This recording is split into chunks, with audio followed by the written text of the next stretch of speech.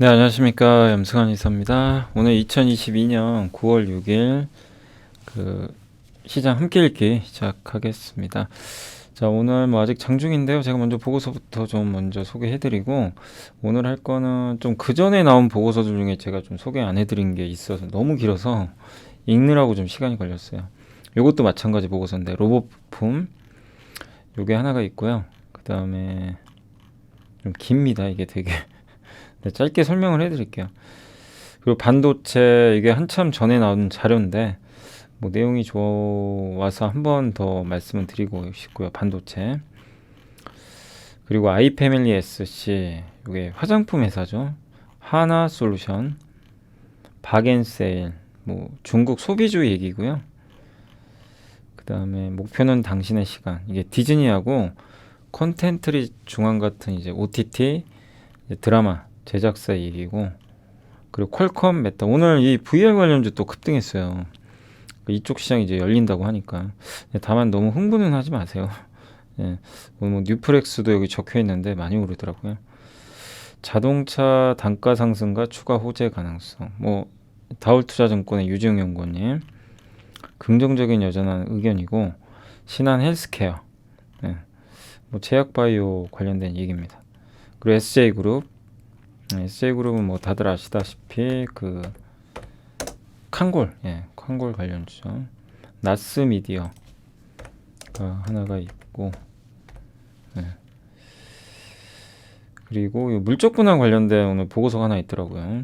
어제도 한번 말씀드렸지만 한 번 더 정리해 드릴게요. 그리고 요 보고서 정말 괜찮더라고요. 주식시장의 본질. 저도 평소에 생각했던 내용인데 메리츠의 이진우 연구원님이 오늘 좋은 보고서를 써주신 것 같습니다. 그것까지 해서 오늘 마무리를 하도록 하겠습니다.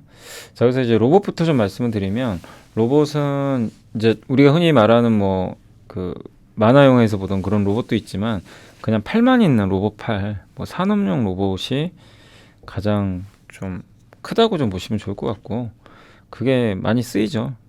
그래서 노동력 부족, 인건비 상승이라는, 이게 어떻게 보면 이제 명제가 있잖아요. 그래서 사실 제가 강연회에서 제가 항상 강연회 하면 그 얘기를 좀 많이 해드려요. 경제학, 뭐 이게 보이지 않는 손, 그 얘기를 많이 해드리는데, 그게 이제 그 보이지 않는 손에서도 결국엔 중요한 게 기업은 수익을 내야 되거든요. 그래서 비용 대비 가격이 비싸야 돼요. 판매가가. 그럼 수익을 내는 거죠. 그래서 그 비용을 낮추기 위해서는 인건비도 기업 입장에서 줄여야 되고, 부족한 노동력도 어떻게든 채워야 되는데, 그게 이제 로봇으로 대체할 수 있다는 거죠. 기업은 어쨌든 돈을 벌어야 되는 게 목적이다 보니까. 근데 이제 인건비가 워낙 지금 많이 오르잖아요. 그래서 로봇에 대한 관심이 점점 더 커지고 있다라고 보시면 되겠고, 그 중에서 제일 중요한 게 감속기가 제일 중요합니다. 감속기는 로봇으로 쓰이는 용도도 되게 높고요. 많아요. 로봇에 들어가는 그 용도 자체가 다른 부품에 비해서. 그리고 진입장벽이 되게 높아요. 사실 이 진입장벽은 거의 일본 기업 겁니다. 일본 기업이 압도적이고요. 근데 이게 두 가지가 있어요. 하모닉 드라이브와 사이클로이드 감속기. 하모닉은 부피가 작아서 소형 로봇에 들어가고, 사이클로이드는 좀 큰 중대형에 많이 쓰인다고 보시면 좋을 것 같아요.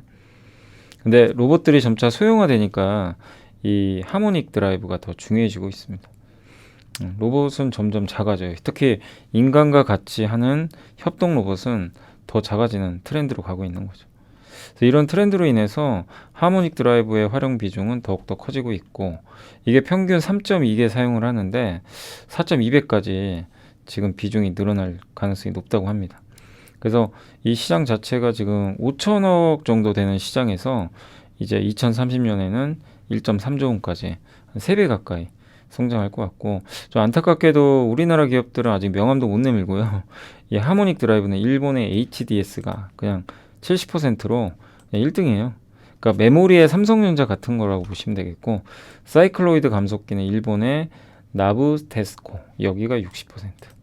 이 두 개 기업이 하모닉, 사이클로이드를 다 장악하고 있습니다. 그래서 되게 업력도 오래됐고 1964년부터 만들었어요. 그리고 이 외에 일본의 니덱, 중국의 리더 드라이브가 좀 일부 경쟁을 하고 있고, 한국에서는 SPG랑 SBB테크는 아직은 비상장이고요.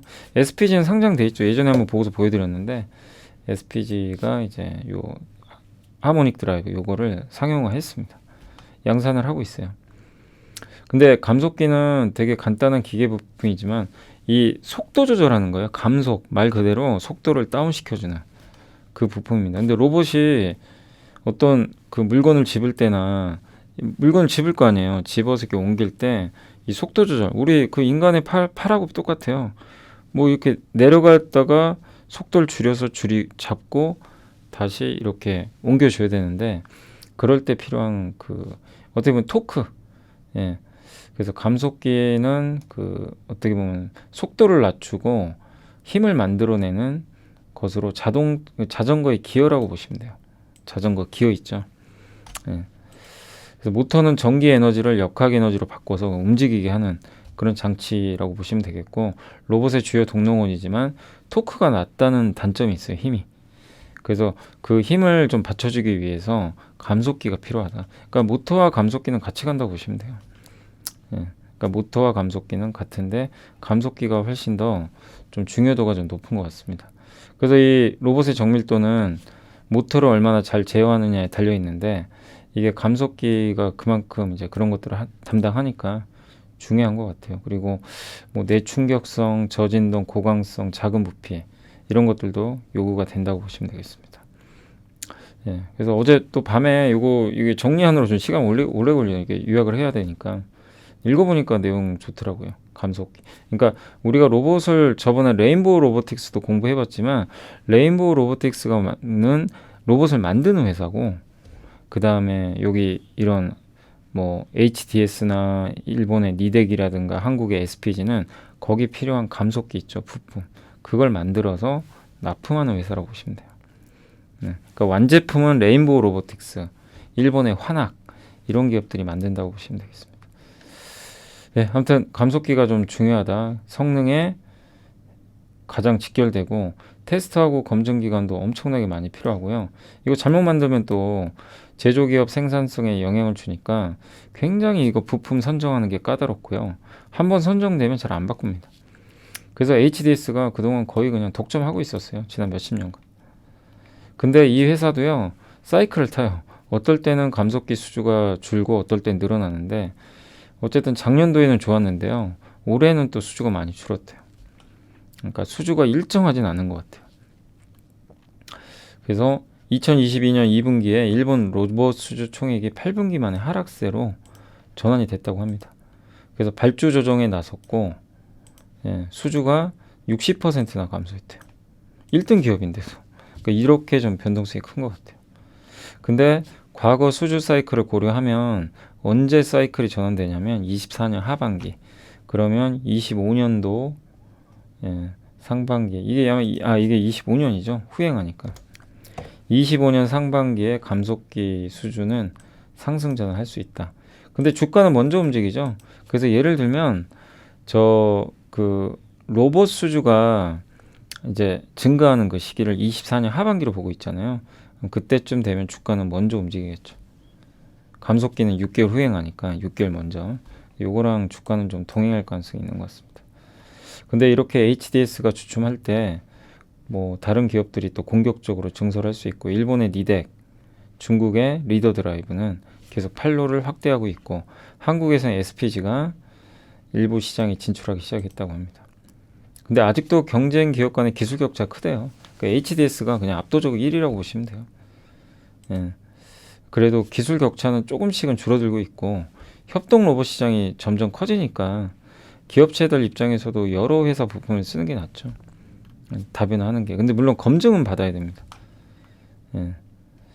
어쨌든 그리고 로봇 수요 증가에 따라서 HDS의 단점이 하나가 있는 게요. 증산량이 좀 그러니까 100이 필요하면 이게 80 정도. 그 정도 이 생산량이 좀 있나 봐요.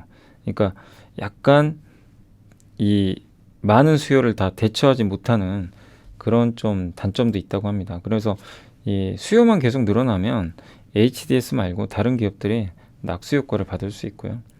네, 그래서 국내 업체에서는 SPG와 SBB테크가 상용화해서 시장에 이미 진입을 했고 뭐 레인보우 로보틱스, 한국의 두산 로보틱스 이런데 납품을 좀 하고 있는 것 같아요. 뭐 많은 건 아니다 하더라도 9월 30일 날 테슬라 인공지능 데이가 열리거든요. 이때 로봇이 또 공개가 되는데 근데 이런 휴머노이드 로봇도 감속기한테는 좋은 게요. 40개의 관절을 갖춘 로봇이래요. 그럼 40개의 감속기, 관절은 다 들어가요. 감속기가. 지금은 6개 들어가거든요. 6축 로봇, 산업용에. 근데 6배에 달하는 감속기. 그러니까 전방 시장은 커져요. 커지는데 다만 이것도 사이클을 타고 간다. 오르락내리락 하면서. 그 사이클은 꼭 염두를 해두시고 보시면 좋을 것 같습니다. 로봇 부품별 상대 매력 평가인데 감속기가 지금 보시면 원가 비중이 제일 높아요. 모터 제어기. 그러니까 마치 전기차에서 배터리가 제일 비싸고 비중이 크죠. 배터리가 한 40%잖아요. 똑같아요. 이 로봇에서 감속기가 거의 40% 원가를 차지하고 로봇 용도 비중이 감속기가 제일 크고 수익성도 이익률도요. 16%예요. 최소. 모터가 4에서 10%밖에 안 됩니다. 경쟁 환경도 만드는 기업이 적어요. 뭐 다른 것도 비슷하지만. 그래서 감속기가 이것만 봐도 매력이 제일 크고 이게 감속기예요. 이렇게. 요게 작은 하모닉 드라이브, 요게 대형 이렇게 돼 있고 요런 로봇 있죠. 로봇 8 협동 로봇 여기 들어가는 겁니다. 여기 6개 정도 들어간대요. 하모닉 드라이브가 이렇게 커지고 사이클로이드는 조금 비중이 줄어드는 것 같아요. 그리고 산업용 로봇 수주 사이클인데 이게 하락 사이클이고 상승 사이클인데 상승 사이클이 끝나버렸어요. 그럼 이게 24년 하반기에 돌린다는 얘기예요. 그러니까 여러분들이 생각할 건 뭐냐면 이 SPG든 감속기 관련된 산업은 계속 꾸준히 우리가 업데이트를 하되 흥분할 필요는 없다. 그죠? 이제 시장이 많이 열렸고 SPG가 이제 들어가는 단계인데 여기서 흥분해가지고 이거 진짜 이제는 로봇의 시대고 감속기의 시대니까 얘는 많이 가겠지 이럴 필요 없다는 겁니다. 기회가 충분히 오고 다만 이제 레퍼런스를 쌓는 단계거든요. 그러니까 이 기업은요 대박도 날 수도 있고요 별거 아닐 수도 있어요. 왜냐하면 기업체에 납품을 못하게 되면 그냥 그저 그런 회사가 될 수도 있습니다. 그래서 수주를 계속 잘 봐야 돼요. 그러니까 앞으로 어차피 24년 하반기거든요. 2년 남았어요. 이제 이 사이클에 의하면 또 달라질 수 있지만 그래서 이 애널리스트 분들이 계속 보고서 써주시겠지만 그런 거 보면서 우리가 체크할 건 SPG가 중요한 거는 많은 로봇 기업들한테 납품을 해야 돼요. 그게 더 중요합니다. 못하면 필요가 없어요. 근데 지금은 기대감이니까 그걸 보시고 이 회사는 원래 주력은요 모터예요. 아까 보셨죠 모터. 모터는 마진이 낮아요.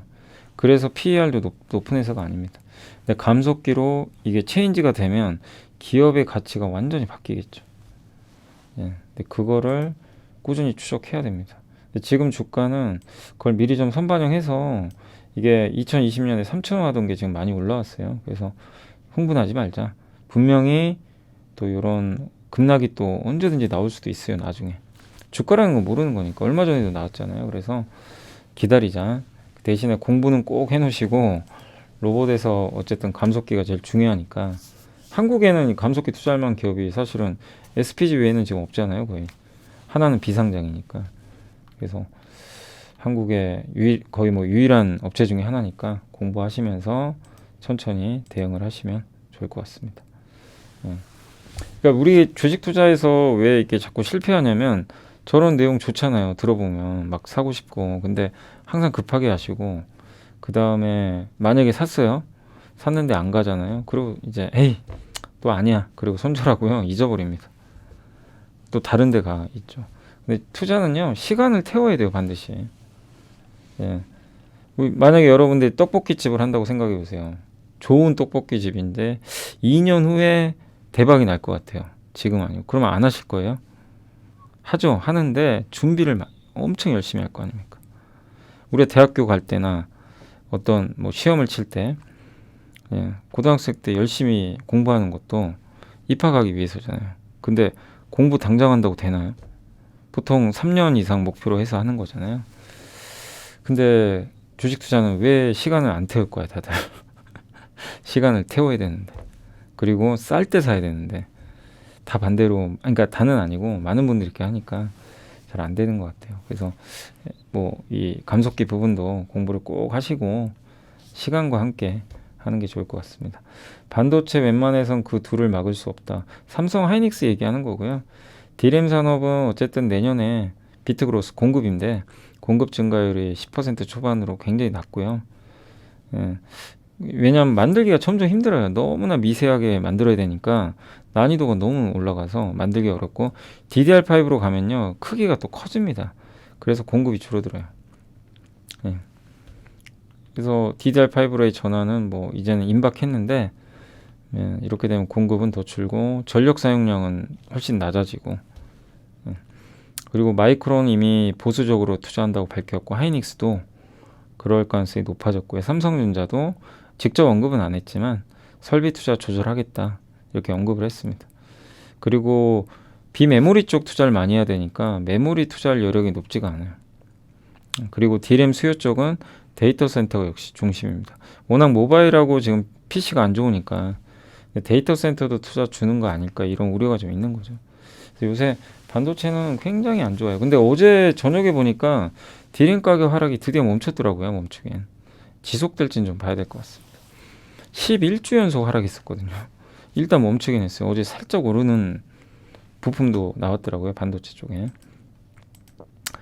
그리고 인공지능 시대를 맞아서 어쨌든 반도체는 계속 고사양화 될 수밖에 없고요. 미세 공정은 늘어나고 근데 공급은 줄어요. 난이도가 올라가니까 수요는 증가하고 장기적으로. 그리고 중국은 데이터 센터 동수서산 동쪽에 있는 데이터 센터를 서쪽으로 보내는 거죠. 서쪽의 자원이 에너지가 풍부하니까 이것도 데이터 센터 수요를 일으킬 수밖에 없고 데이터 센터를 대규모로 만들면 한국산 반도체 안 쓸 수 없잖아요. 메모리 방법이 없어요. 삼성 하이닉스 거 안 쓰고 어떻게 씁니까? 그렇다고 미국 거 써요. 중국 입장에서 그건 더 힘든 일이죠. 그래서 저런 정책들은 긍정적이고요. 다만 지금 당장 하반기까지의 업황이 너무 안 좋으니까 주가 부진한 거죠. 그리고 근데 한 가지 또 변수는 D램은 괜찮아요. 근데 낸드가 좀 안 좋죠. 낸드는 중국의 이 YMTC가 요새 양산에 성공해가지고 시장 진입에 뭐 성공했다. 애플에 납품한다. 이런 얘기가 있는데 YMTC의 그 생산 공정을 보면요 좀 달라요. 삼성과 하이닉스는 웨이퍼 하나에 이용하는데 얘는요 2개를 만들어요. 웨이퍼 2개에다가 그 낸드를 만들거든요. 원가에서 불리하죠. 그 웨이퍼 2장을 써야 되니까. 근데 중국이 막 보조금 주잖아요. 원가 분리해도요 얘는 신경도 안 씁니다. 중국 정부가 막 보조금 대주니까. 예, 그러니까 뭐 우리하고는 이게 다른 거죠. 출발 선상이.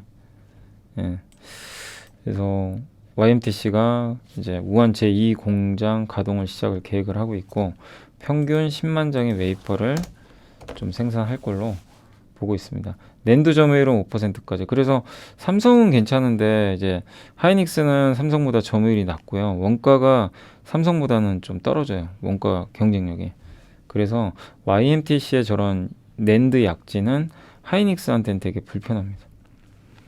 저게 좀 변수인데 근데 애플이 실제로 중국 거 쓸지는 잘 모르겠어요. 그리고 경쟁력이 얼마나 있는지도 모릅니다. 적층 쌓는 거는 뭐 어느 정도 비슷하게 쌓는 것 같은데 낸드를 제어하는 컨트롤러와 펌웨어 이런 게 필요한데 요거 경쟁력이 삼성이 최강이거든요. 이걸 따라갈 수 있을까? 그러니까 단수만 높다고 좋은 게 아니에요. 원가 경쟁력이 있어야 됩니다. 근데 여기도 나와 있지만 YMTC는 치명적인 단점이 있는 게 웨이퍼를 2장을 써요. 한 장에서 최대한 많이 뽑아내야 되는데 이 회사는 그냥 2장에서 뽑아요. 그러니까 보조금을 줘서 감당하는데 뭐 아무리 그래도 만들면 만들수록 원가가 높아지니까 예, 중국은 일단 저런 흐름이면 삼성과 경쟁하기 쉽지 않은 거죠. 그리고 저 구멍을 이제 낸드 같은 경우는요 단수를 쌓은 다음에 가운데 구멍 뚫어야 되거든요. 이 구멍을 뚫을 때 식각 장비가 필요해요. 요거는 램 리서치와 도쿄 일렉트론 미국의 어플라이드 머티리얼즈가 장비가 78% 점유하는 램 리서치가 1등인데 미국이 얼마 전에 중국에 저런 식각 장비 수출하지 마라 이런 뭐 뉴스도 나왔더라고요. 그럼 못 만들어요. 최첨단 사용. 그래서 중국의 저런 어쨌든 진입은 좀 불편합니다. 사실은 되게 불편한 이슈지만 실제로는 삼성 하이닉스를 이기기는 좀 쉽지 않다. 일부 제품에는 한정될 수 있겠지만요. 예. 그래서 뭐 너무 아직은 우려할 필요는 없지 않나. YMTC의 공포를 가질 필요는 없고, 그러나 2, 3년 동안 우리가 꾸준히 지켜는 봐야죠. 진짜 중국이 성장할지 그거는 지켜봐야 되겠습니다. 그리고 애플의 M1 칩, 마이크로소프트, 그 다음에 아마존 웹서비스, 테슬라 자율주행 칩. 이 테슬라 자율주행 칩을 삼성이 만들어줬죠. 네, 삼성이 파운드리로 만들어준 걸로 알고 있고요. 삼성 전기가 패키지 기판. 근데 어쨌든 이제는 누구나 실리콘 설계가 가능합니다. 옛날에 인텔이 설계를 하고 자기가 만들고 독점을 했는데, 이제 비메모리 칩은요 경쟁자가 너무 많아요. 애플도 자기가 직접 만들죠. 테슬라도 자기가 직접 다 만들죠. 그래서 파운드리가 중요한 거예요. 그래서 삼성의 역할도 중요하고, 언제까지 TSMC 혼자 하겠어요. 거기다가 메모리는요 아예 만들 수가 없어요. 과점입니다. 메모리는 3사 외에는 거의 방법이 없어요. 중국이 여기 끼어들려고 노력을 하는데 안 됩니다. 그러니까 D램은 이거는 3사가 과점하는 형태고 기술 격차가 커요. 다른 회사랑 다르게. 그래서 메모리 산업은, 저도 이 의견에 전적으로 동감하는 게, 아무리 뭐 수요가 좀 부진하다고 해도 결국 세계 업체 외엔 못 만듭니다. 근데 중국이 만들고 싶어 하지만 미국이 못 만들게 또 막아버렸잖아요. 그래서 이번에 미국의 법안도 무조건 나쁘게만 볼 건 아니에요. 중국의 진출을 막는 거니까. 예. 그래서 장기간 호황은 이어진다. 다만 지금은 불편하죠. 단기적으로는 뭐 이런 것들이 불편하지만 장기적인 관점에선 여전히 저도 메모리 쪽에 대해선 긍정적인 시각입니다. 그래서 한번 그거 정리하는 차원에서 YMTC의 진입은 좀 위협적이죠. 중국 정부의 후광을 받으니까. 다만 기술 격차 이거를 메꿀 수 있을지, 언제까지 적자를 보존해 줄지 그건 모르겠어요. 그래서 한국 업체들의 우위는 더 지속될 것 같고요. 이게 DDR 밑에 있는 게 5고요. 이게 DDR4라고 합니다. 확실히 밑에 있는 게 좀 더 세분화돼 있죠. 세분화돼 있고 이게 큰데, 아무튼 DDR5로 가면 이 크기가 커지면서 공급이 줄 수밖에 없다. 이렇게 보시면 되겠습니다. 아이패밀리 SC는 그 색조 화장품 회사고, 뭐 올리브영에서 요즘에 잘 팔린다고도 하더라고요. 그래서 국내 매출은 올리브영 채널 쪽 성장으로 75%, 일본 쪽으로, 근데 특히 일본에서도 되게 잘 나간대요. 올리브영에 920개까지 입점수가 늘어났고, 일본의 드럭스토어 입점수가 플라자라든가 도쿄엔즈 중심으로 8,000개까지 늘어났다고 합니다. 예. 그래서 지금 추세면 일본 매출 비중이 국내를 넘어갈 것 같다고 이렇게 써 있고요. 예. K뷰티 확대의 최대 수혜다. 그러니까 중국 비중은 좀 줄고 있고, 결국 지금 중국은 안 좋은데, 이렇게 일본 쪽 아니면 미국 쪽, 어제 아모레퍼시픽 한번 보여드렸지만 미국 회사 인수했잖아요. 그러니까 약간 탈중국으로 가는 거는 좀 장기적으로는 긍정적일 수 있어요. 그동안은 중국 의존도가 우리나라가 너무 높았죠. 현대차가 옛날에 그랬거든요. 근데 현대차 지금 중국 비중이 거의 없어요. 오히려 이게 리스크가 이제 안 돼버리고 호재죠. 중국 비중이 낮은 게. 중국 사업 리스크가 워낙 크다 보니까요. 막 셧다운 당하고 제로 코로나 때문에. 근데 아직은 화장품은 절대적이지만 일부 업체들의, 이런 기업들에 따라서는 중국 비중이 낮은 기업들은 좀 오히려 편안한 대안이 될 수 있습니다. PER이 7.7배밖에 안 된다고 하고요. 틴트, 아이섀도우, 뭐 이런 것들, 1년, 그러니까 롬앤 단일 브랜드 업체인데, 롬앤이란 브랜드가 있거든요. 아이패밀리 SC 상장한 지 1년도 안 됐고, 그래서 좀 할인을 받는 것 같아요. 그래도 좀 저평가돼 있다. 그러니까 저번 주에 한번 기억하시겠지만 뭐 그 이런 기업들이 있었죠. 펌텍코리아.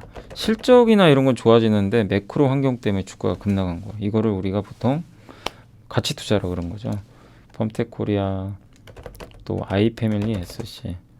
요새 하나증권의 그 박정대 연구원님이 계속 보고서 쓰고 있죠. 요거랑 CNC, CNC 인터, 요 기업도 그죠. 요 3사가, 근데 과연 이제 뭐 우리가 공부는 해놨는데 실제 주가가 어떻게 움직일지 계속 한번 또 관찰을 해보도록 하겠습니다. 하나솔루션은 수출 실적이 좋대요. 태양광 모듈 가격도 올라가고요. 8월에도 이게 왜 없었죠? 이 모듈 가격이요, 5월 이후로 4개월 연속 상승하고 있다고 합니다. 그리고 태양전지 수출 금액 중 88%가 충북 진천 음성에서 발생하거든요. 수출하는 게. 사실 우리나라 거의 독보적인 업체 중에 하나죠. 근데 최근 3개월 기준으로는 96%가 여기서 수출이 나간대요. 그러니까 우리나라 100 중에 96%가 충북 진천 음성에서 태양광이 나간대요. 전지가. 여기가 하나 큐셀이 있는 지역이에요. 그러니까 하나 큐셀의 수출이 대부분 우리나라 태양전지 수출과 비슷하다. 이렇게 보시면 되겠고, 단가도 지금 5.2달러에서 지금 7.8달러까지 올라갔다고 합니다. 수출 실적이 이걸 모든 걸 대변하는 건 아닌데 최소 50% 이상은 가능하다. 그래서 중국 태양광 가격으로만 우리가 볼 수는 없고, 저번 2분기에 흑자 전환한 건 중국 태양광 가격만 보면 흑자 전환 안 할 줄 알았는데 미국이나 유럽 같은 선진국 가격이 올라간 거예요. 흑자 전환했죠. 그래서 선진국향 판가 개선이 이미 확인이 됐기 때문에 이런 단가라든가 수출 물량 증가하는 걸 보면 분명히 하나솔루션 지금 잘 하고 있다, 이렇게 보는 게 맞는 것 같습니다. 그래서 오늘 또 신고가 났어요. 잘 안 빠지죠. 꾸준해요. 그래서 하나솔루션의 미래는 여전히 좀 긍정적이다. 다만 이제 올랐으니까 제가 저는 저렇게 오르는 구간에서는 되도록이면 투자는 조금 자제하시라고 말씀드리는 거고, 왜냐면 나중에 또 기회 오거든요. 근데 많은 사람들이 이제 이런 기회가 오는데 막상 이럴 땐 또 못 사세요. 확 빠질 때. 그때 한번 기회가 오긴 왔었거든요. 근데 저렇게 또 급락할 때는 무서워요. 어쨌든 지금은 좀 보유자의 영역 아닌가라고 생각하고 있습니다. 네. 자, 그리고 다음 이제 보고서 좀 말씀드리면 박앤셀이라고 이제 중국 소비 관련된 이제 기업들에 대한 내용인데, 중국 소비가 지금 너무 안 좋죠. 장기화되고 있고요. 연초 이후로 1% 역성장을 했고, 하반기부터는 이제 붕세 완화 기대했지만 또 이것마저도 최근에 청두, 선전 이런 이제 대도시가 또 셧다운 들어가면서 어려워지고 있는 것 같습니다. 그래서 어쨌든 이 봉쇄 규모보다 이 가능성 자체가 소비 심리에 악영을 주고 사람들이 이제 소비를 안 하게 되는 거죠. 그래도 중국에 대해서 관심을 가질 건, 이제 저도 이걸 좀 예상을 하고 있거든요. 당대회 이후에 제로 코로나 정책이 좀 바뀌지 않을까. 그러니까 중국이 너무 제로 코로나에 집중을 하다 보니까 경기가 망가져도 지금 그냥 그대로 이제 밀어붙이는 거죠. 그렇지만 어쨌든 이제 이 10월 16일 좀 지나서 시진핑의 3연임이 확정이 되면 분위기 좀 바뀔 것 같고, 언제까지 이렇게 막을 수는 없는 거거든요. 그리고 밸류에이션도 지금 낮아졌고 중국주들 너무 안 좋죠. 그러니까 사실 이제 요즘에 화장품 트렌드가 비중국, 일본이나 북미 비중 높은 회사, 중소형 브랜드, 색조 이런 게 더 큰 모멘텀은 있지만 이 중국 비중이 높은 기업들도 한 번에 반등기에는 있지 않을까 이렇게 보고 있고요. 중국이 계속 안 좋을 수는 없거든요. 또 여기에 관련된 기업 중에 스마트폰 섹터, MLCC, 반도체 다 포함이 되죠. 중국이 안 좋으면 이 업종도 좋을 수가 없는데, 중국이 살아나면 우리나라 이제 대표 기업들한테는 좋은 그림이 나올 수 있습니다. 그리고 대표적으로 FNF가 중국 비중이 높은 회사인데 요즘에 좀 주가가 안 좋았지만 대부분 반영됐다. 그래서 이 내용은 좀 FNF 같은 기업들은 좀 투자를 하자라는 그런 내용인 것 같아요. 그래서 낮아진 주가는 오히려 좋은 브랜드를 싸게 살 수 있는 기회가 아니냐, 이런 좀 시각인 것 같습니다. 중국 소비가 2, 3분기 저점을 지나고 있고 중국 소비주들의 가격은 전에 없이 또 저렴한 상태고, 그래서 아주 싸게 살 수 있는 그런 기회가 아닐까라고 보고 있는 것 같습니다. 현재 주가는 PER 10배 정도, FNF도 많이 떨어졌다고 보고 있는 것 같아요. 그러니까 중국 기업들에 대해서도 그러니까 중국 소비주죠. 소비주도 이제는 너무 부정적으로 보진 말자. 최악은 지나가는 거 아니냐라는 정도로 생각하시면 되겠고, DS투자증권의 장지영고님은 이제 목표는 당신의 시간이다. 뭐냐면 디즈니가 OTT 있죠. 디즈니 플러스 테마파크 리조트, 그러니까 만약에 디즈니 플러스를 가입을 하면 테마파크 디즈니 월드 같은데 만약에 들어갈 때 입장료를 할인한다거나 그런 거를 계획 중이래요. 아마존 프라임과 유사한 형태인데, 이 디즈니는 테마파크를 갖고 있잖아요. 그러니까 그런 좀 비즈니스를 할 것 같고, 디즈니가 저도 좀 몰랐는데 넷플릭스 구독자 수 돌파했대요. 가입자 수가. 엄청납니다, 확실히. 디즈니라는 이제 이름이 붙다 보니까 그래서 지금 상당히 지금 구독자 면에서도 넷플릭스를 앞서고 있고 거기에 테마파크까지 이렇게 딱 들어가게 되면 더 좋은 모멘텀이 나오겠죠. 그리고 한국에는 이제 콘텐츠리 중앙이 이와 비슷한 지금 서비스를 하려고 하는 것 같아요. 키즈 카페 1위 기업 플레이타임. 저도 예전에 이제 저희 딸을 어렸을 때 이제 키울 때 키즈 카페 잘 많이 갔었거든요. 네. 근데 뭐 지금은 제가 갈 일이 없죠. 근데 아무튼 키즈 카페 국내 1위 기업 플레이타임. 이제 뭐 육아하시는 분들이 좀 어린애들 이게 데리고 주말에 사실 이제 어디 또 집에 있기 답답하니까 키즈 카페 가서 돈을 내고 이제 시간을 이제 내는 거죠, 거기서. 근데 이 회사 이제 이쪽의 1위 기업인데 플레이타임 지분을 100% 인수한다고 합니다. 1250억 원. 예. 그래서 실내 놀이터 또 직영점 96개가 있고요. 예. 그래서 메가박스랑 이거 연결을 하려고 하는 것 같아요. 그래서 뭐 메가박스에 이렇게 그러니까 만약에 영화를 보러 오는 뭐 이렇게 부부가 있다면 이제 자녀가 있으면 거기서 이제 자녀를 키즈 카페에 맡기는 거죠. 그럴 수도 있는 거죠. 그런 식으로 또 멤버십과 연계해가지고 소비자를 계속 끌어들이겠다. 이런 구도인 것 같습니다. 그래서 누가 더 소비자의 시간을 오래 점유하느냐의 싸움이죠. 플랫폼은. 그게 맞는데 아무튼 디즈니가 테마파크 간의 시너지를 낼지 아니면 콘텐츠리 중앙이 저 키즈 카페랑 연결고리가 생겨서 잘 될지는 건 몰라요. 좀 더 지켜봐야 되겠지만 뭔가 이제 플러스 알파로 제공을 하니까 긍정적이지 않을까 이렇게 보고 있는 거죠. 이게 이제 플레이 타임인가 봐요. 여기가 여기서 이제 애들이 노는 거죠. 오른쪽에. 예. 혹시 가보신 분들 계실지 모르겠는데 아무튼 저거를 이제 영화관에다 만들 수도 있는 거죠. 예. 시간을 빼앗는 어떤 기업이 결국 플랫폼 기업이고 그걸 얼마나 뺏어가느냐 예, 싸움인 것 같습니다.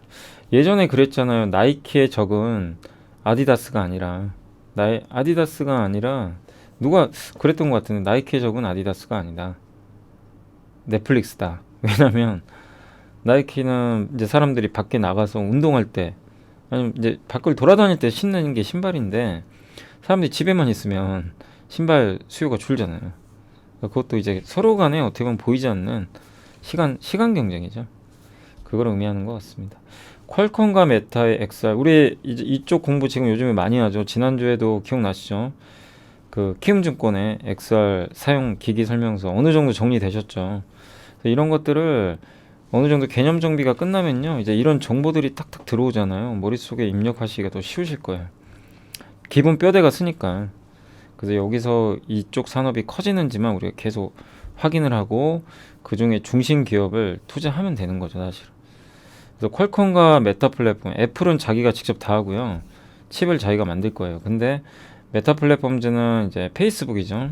퀄컴하고 협력을 해서 예전부터 협력을 했어요. 근데 예전에는 이제 퀄컴의 스냅드래곤 이제 스마트폰에 들어가는 칩을 이용을 했는데 이번에 나오는 메타 퀘스트 프로 10월에 나오거든요. 요거는 이제 그 여기에 들어가는 이제 그 자사 칩, 그러니까 이 퀄컴 전용 칩인 것 같아요. 요거를 아마 하려고 하는 것 같습니다. 요번에 들어가는 거는 안 나와 있고 그 앞으로 그러니까 메타 플랫폼이 VR 기기를 만들 때 퀄컴이 이제 이 회사의 전용 칩을 만들어 주는 거죠. 이번에 들어가는 것까지는 제가 확인 안 해봤네요. 아무튼 이제 앞으로는 스마트폰에 들어가는 칩과 별개로 VR 기기에 들어가는 전용 반도체를 만들어 주겠다는 겁니다. 퀄컴이. 그거를 저 페이스북에 납품하겠다는 거죠. 근데 그거를 TSMC가 만들어 줄지 삼성이 만들어 줄 수도 있는 거죠. 그건 좀 지켜봐야 되겠고 신규 기기에는 카메라가 원래 4개인데 11개나 들어갑니다. 그리고 D램 용량도 2배. 애플은 16GB까지 예상을 하고 있어요. 애플이 뛰어들면 시장 커질 수밖에 없는 거죠. 그래서 이 수혜 업체는 퀄컴, TSMC가 만드나 봅니다. TSMC, 삼성전기, 기판, LG이노텍, 뉴프렉스 아시죠? 뉴프렉스는 이미 우리 공부도 많이 해봤고 자동차에도 있지만 저기 오큘러스 있죠 여기 요번에 10월에 나오는 거기도 뉴프렉스게 들어가요. 저번에 메리츠의 양승수 연구원님이 쓰신 자료도 한번 공유를 해드렸죠. 그러다 보니까 오늘 이것 때문인지 잘 모르겠어요. 근데 오늘 아까 선익 시스템 이 기업도 급등했고 이쪽도 VR 기기 쪽입니다. 이쪽하고 오늘 뉴프렉스 이런 기업들의 주가가 급등해 버렸어요. 그죠? 뉴프렉스 우리가 처음 공부했을 때가 여기 어디서였잖아요. 그죠? 예, 공부를 했는데 갑자기 요즘에 그냥 이 뭐죠? 보고서 막 쏟아집니다. 그러니까 지금은 좀 조심해야 될 것 같습니다. 너무 오버한 것 같아요. 지금은 좀 너무 흥분하시면 안 돼요. 지금은 좀 오버했고 오늘 좀 오버슈팅 하는 것 같은데요. 그죠? 그러니까 미리 좀 공부를 해놓으면요. 어떤 기업이든 간에 미리미리 공부를 좀 해놓고 거기서 기업을 좀 골라놓고 중요한 게 뭐냐면 이제 그런다고 주가가 바로 가는 게 아니라요. 이제 업데이트예요. 근데 계속 뉴스들이 나오죠. 그럼 나는 미리 공부를 해놨기 때문에 알아요. 이 시장이 어떻게 되고 기업을 알고 있는데 거기에 뉴스들이 덧붙여지면은 뭐 훨씬 쉽죠. 예, 이미 머릿속에 들어가 있다 보니까. 근데 갑자기 VR을 딱 보면 어려워요. 이게 도대체 어느 정도 파급 효과가 있는지 알 수가 없으니까. 그래서 평소에 지금 당장 성과가 안 나더라도 제가 이렇게 보고서를 괜히 보여드리는 게 아니거든요. 그거 통해서 여러분들이 꼭 그 입력을 해놓으세요. 그리고 다시 한번 당부드리고 싶은 게 그 많은 보고서를 제가 다 많이 소개를 해드리지만 그 중에 여러분들이 줄기를 몇 개만 딱 잡으세요. 그러니까 예를 들면 앞으로 성장할 산업이 뭐 예를 들면 태양광, 방산, LNG, 뭐 이런 VR, 뭐 자율주행, 또 뭐 있죠? 찾아보면 되게 많죠. 뭐 반도체 중에서도 뭐 여러 가지 있을 거고, 뭐 CRO, 그 바이오 이런 게 있는데 그 중에 내가 몇 개를 딱 압축을 해야 돼요. 그 중에 나 이 세 개만 할래. 다 할 수는 없어요. 그 작업을 먼저 하시긴 하셔야 돼요. 그래서 그 보고서를 보고 여러분들이 영감을 얻으시되 그게 난 이거는 올해 한번 해봐야 되겠다 공부. 그럼 그걸 파세요. 집중적으로 파는 거예요 그거를. 그래서 거기서 한두 개 성공하면 수익이 크게 나는 겁니다 사실.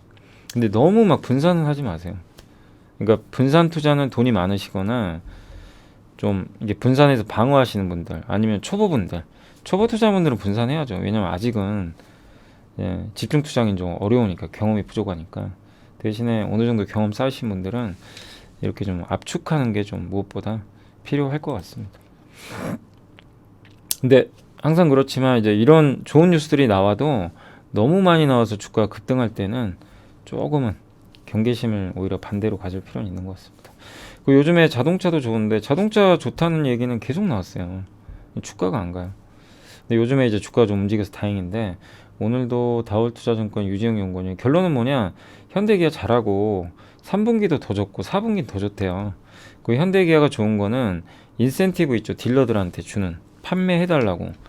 미국은 딜러망을 이용해서 차를 무조건 팔아야 되는데 딜러들한테 주는 돈을 적게 주면 수익성이 좋아지겠죠. 그게 다 비용이니까. 그게 일본 도요타보다 적어요. 현대기아가.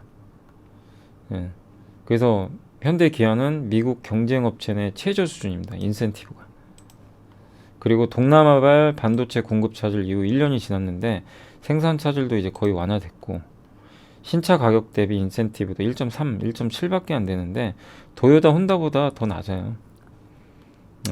그래서 이제 현대차는 좀 옛날엔 그랬죠. 뭐 약간 표현이 그렇지만 싸구려 차, 가성비 좋은 차 이런 느낌이 강했어요. 옛날에 2006년 뭐. 근데 지금 바뀌었습니다. 현대차도 이제 엄청난 브랜드가 생겼고 제네시스 타면 이제 다 인정을 좀 해주는 분위기잖아요. 차도 좀 잘 만드는 것 같고 물론 뭐 독삼사랑 뭐 비교 안 된다 뭐 이런 의견도 있지만 아무튼 브랜드가 하나의 된 거예요. 도요타의 그 렉서스처럼 제네시스도 이제 딱 그 아이덴티티가 딱 떠오르잖아요. 거기다가 전기차 잘하죠. 하이브리드도 지난주 기억나세요? 유지영 연구원님 보고서 보여드렸죠. 하이브리드 카도 무시하면 안 된다. 그래서 현대기아한테 되게 유리하다. 이게 다 연결되는 거예요. 그러니까 그런 기본적인 좀 사실 그런 이제 보고서들은 너무 길어요. 저도 읽기가 힘든 게 그래서 저도 이제 틈나는 대로 그런 거 읽거든요. 긴 보고서는 따로 빼놔요. 당일날 나온 걸 못 읽어요. 그거 읽으면 방송 못 찍습니다. 그거 하루 종일 읽어야 되니까 몇 개 나오면. 그래서 제가 주로 주말이나 이런데 이제 다 읽어가지고 이제 정리해서 그 다음 주에 알려드리는 건데, 어쨌든 그런 이제 미리 뼈대를 좀 공부해 놓으면 이런 거 딱 보고 바로 떠오르잖아요. 그 낮은 수준의 인센티브 지속 가능성 시사의 전기차. 그러니까 이건 전기차입니다. 전기차 좋은 건 아는데 이게 하이브리드거든요. 하이브리드가 왜 좋은지는 이것만 딱 보면 이 의문이 드는 거죠. 왜 하이브리드가 여기 왜 들어가 있지? 이게 본격화되는데 왜 시장 점유율이 늘어나지? 이걸 모를 수 있잖아요. 근데 우리는 지난주 이미 공부가 끝났어요. 그럼 이제 이걸 보는 순간 아는 거죠. 유증연구원이 하는 얘기가 뭔지 딱 알아요. 네. 그래서 그게 좀 중요한 거예요. 이 배경 지식 같은 게. 그래서 제일 중요한 건요, 이게 기업 보고서도 많지만 가장 핵심은 산업 보고서예요. 그 장문의 산업 보고서는 되도록 읽어봐야 됩니다. 그래서 나중에 제가 그럴 생각도 좀 있어요. 뭐 연말 정도 되면 올해 보고서 예, 뭐 그런 것도 한번 해볼까 그런 좀 생각도 하고는 있습니다.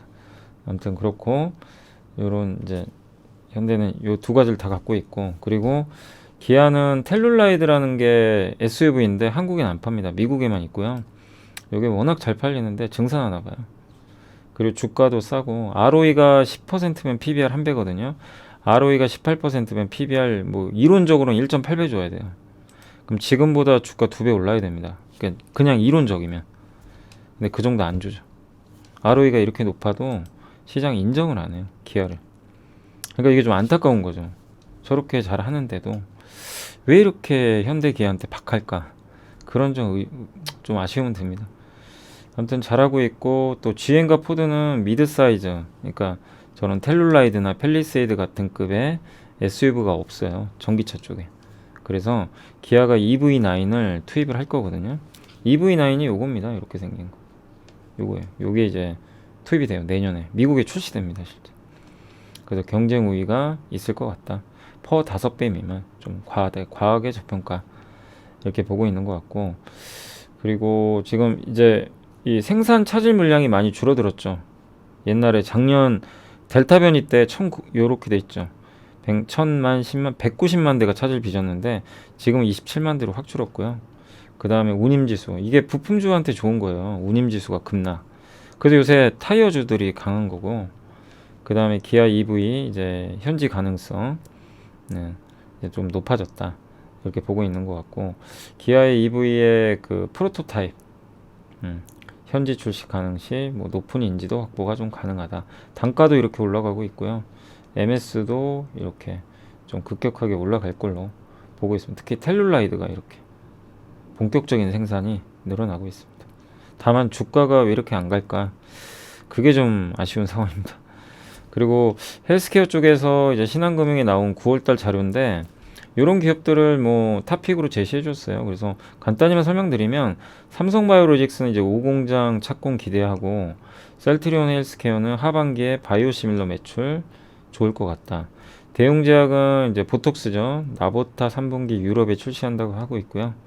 HK이노이는 원래 그 K캡이라고 역도성 식료염인가요? 예, 그거 치료제인데 요게 해외 진출이 좀 순조롭다 라고 하고 있고, 동국제약은 뭐 많이들 아시죠. 특히 마데카 크림, 요게 성장하고 있고 중국 쪽으로도 판매가 늘어날 것 같다. 덴티움은 여러 가지 이슈들이 좀 많았죠.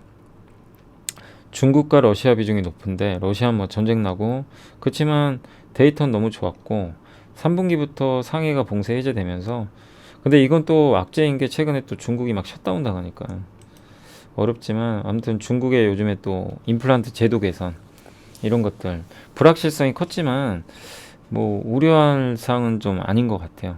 그래서 다시 한번 좀 주가가 복원될 가능성이 높아진 것 같고요. 최근에 주가 흐름은 좋은 것 같아요. 인터로저는 3공장, 이게 그 일회용 렌즈 있죠, 렌즈, 컨택트 렌즈. 네, 그게 이제 본격적으로 3공장이 가동 들어가면서 증설 효과가 생긴 것 같고, 하반기에는 국내에서 난시용 신제품도 나온다고 합니다. 임상 쪽 관련해서는 레고캠 바이오가 아마 9월 8일 날 구드로 아마 이제 데이터 같은 거 공개할 것 같아요. 그걸 좀 봐야 될 것 같고, 과대 낙폭주로는 루트로닉, 요게 좀 많이 빠졌더라고요. 그 미용 의료기기, 요즘에 제이시스 메디칼 루트로닉이 많이 빠졌죠. 그래서 이런 것들까지 해서 한번 정리를 한 자료니까 참고하시면 되겠고, SJ그룹은 칸골, 헬렌 카민스키, 칸골 키즈 이런 브랜드를 갖고 있는 회사인데 최근에 페남이라는 걸 런칭을 했대요. 이게 성과가 있을지 모르겠는데 처음에 저렇게 런칭을 한 비용이 좀 들어갑니다. 그래서 의류, 가방, 액세서리까지 다 하는 거고, 코엑스몰, 스타필드에 코엑스몰 오프라인으로 오픈을 했고요. 향후에 15개까지 입점을 한다고 하고 있고, 브랜드별 매출은 칸골이 절대적으로 많고, 칸골 키즈가 이게 잘 나가죠. 19%. 이제 헬렌 카민스키는 여성분들 여행 갈 때 주로 쓰는 그 약간 밀짚 모자 같이 생긴 거죠. 예, 그거를 31%. 근데 이게 리오프닝 수혜죠. 성장률도 다 좋습니다. 예, 그리고 통계청에서 발표한 7월의 의복 판매 이런 것도 좋아요. 근데 이게 걱정은 그거죠. 지금 좋은데 이제 의류 피크아웃 하면 어떡하냐. 사람들 소비 줄이고 이제 항상 그 논란이 있어요. 그래서 진짜 피곤한 업종이에요. 이 의류 업종이 정말 주가가 보면 PER로 보면요, 막 싸죠. 막 5배, 6배. 돈도 잘 벌어요. 성장도 나오는데 한마디로 인정을 안 합니다. 야, 그러니까 이 프레임을 씌워버린 거예요. 야, 너 어차피 실적 꺾일 거야. 그게 무서운 거죠. 그러니까 이제 아무리 좋은 실적을 내도 나 이렇게 돈 잘 벌거든 이래도요, 그냥 시장이 무시해버리니까 안타까운 거죠. 억울하죠. 의류 회사 입장에서. 근데 어떻게 하겠습니까? 뭐 그렇게 시장이 인정을 해버리니까 결국 그러려면 이걸 탈피하려면요, SJ그룹도 단점이 이제 국내가 좀 비중이 높잖아요.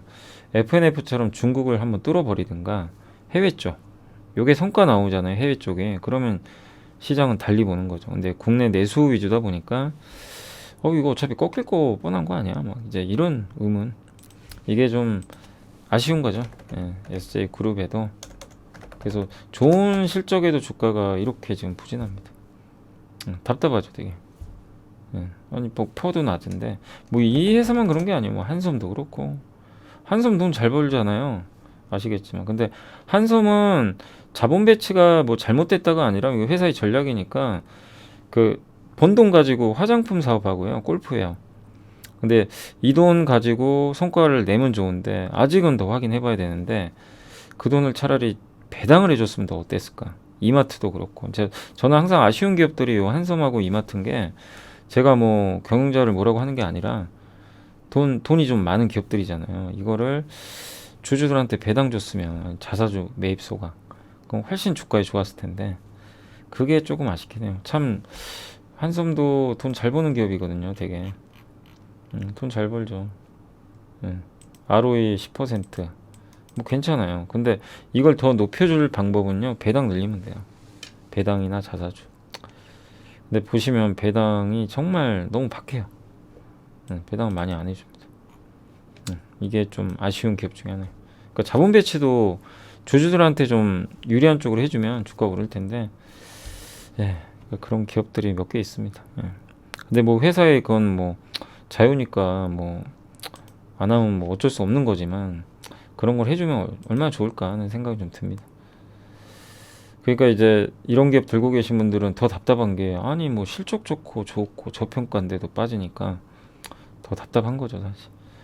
나스미디어는 DB금융의 신은정 연구원님이 다시 보기 좋은 시점이다. 제가 이거 오늘 리포트 읽으면서 한 가지 저도 몰랐던 사실이 하나 딱 떠올랐어요. 떠오른 게 아니라 여기 적혀 있어요.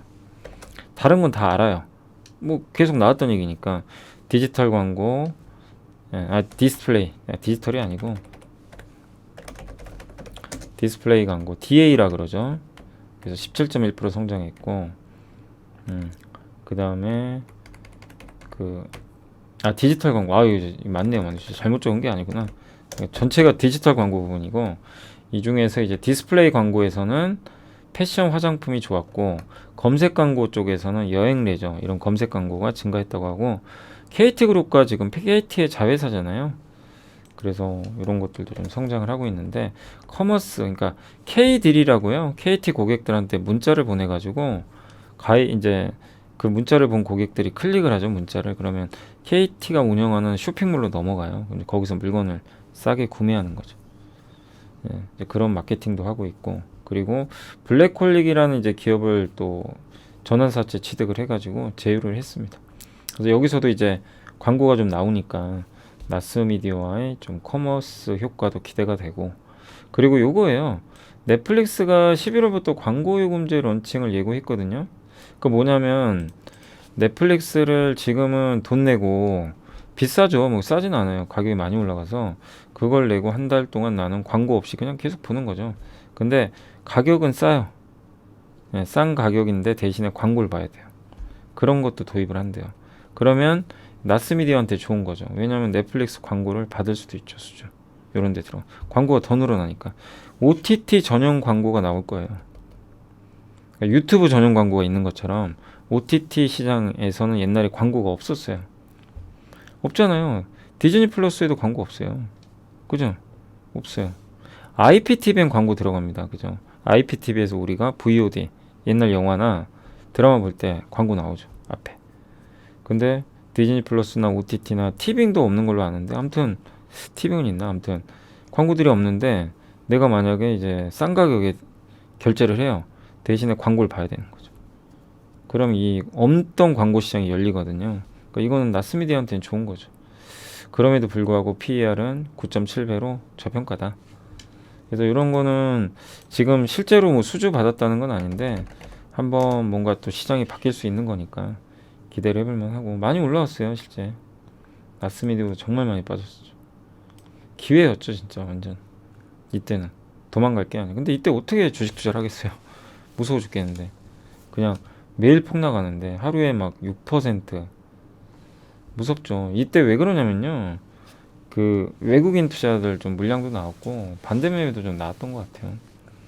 근데 지금은 분위기 바뀌어서 좋아졌지만 어쨌든 그런 거죠. 예. 이렇게 보시면 되겠고, 자 그리고 시황 코멘트에서 이제 물적 분할, 이게 뭐냐면 이제 김수현 연구원님이 하나투자증권에 9월 5일날 금융위가 기업들의 물적 분할 및 자회사 상장 관련해서 주주보호 강화를 예고를 했고요.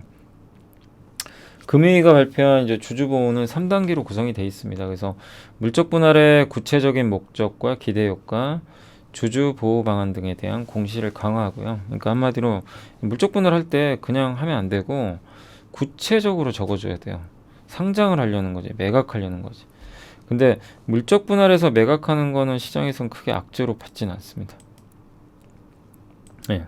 이번에 한화가 그 방산사업부 떼내가지고 하나 에어로스페이스에 넘기잖아요. 그런 거 오히려 호재여가지고 주가가 올라갔죠. 근데 떼내서 상장하는 게 제일 안 좋죠. 근데 그런 것들을 명확히 적어야 된다. 요게 하나가 있고, 그 다음에 상장기업 주주가 물적 분할에 만약에 반대한다. 이거 어제 설명드렸죠. 나는 반대한다. 그러면 내 주식을 사줘야 돼요. 급락 전의 가격으로. 그리고 물적 분할 이후 5년 내에 자회사를 상장하는 경우 모회사 일반 주주에 대한 보호 노력이 있어야 돼요. 그러니까 이게 좀 애매해요. 이게 구체적으로 들어가 있어야 됩니다. 이 보호 노력이 뭐냐 이거예요. 제가 어제 말씀드린 건 뭐죠? 신주 줘라. 일정하게 의무적으로. 이게 들어가면 괜찮아요. 근데 이게 들어가냐 안 내려가냐, 이건 근데 구체성이 있는지는 잘 모르겠어요. 보호 노력입니다. 말이 되게 애매하죠. 그러니까 강제해야 되거든요. 근데 저거는 노력이잖아요. 그러니까 이게 만약에 거래소에서 봤을 때 이 정도면 괜찮아. 그러면 뭐 상장해버리는 거고, 거래소가 봤을 때 이거 아닌 것 같은데 돌려보내는 거죠. 근데 그 기준이 뭐냐 이거예요. 정확하게 보호 노력의 기준을 명확히 잡아줘야 될 것 같은데요. 안 그러면 이게 핵심이거든요. 기존 주주 보호예요. 다른 거보단.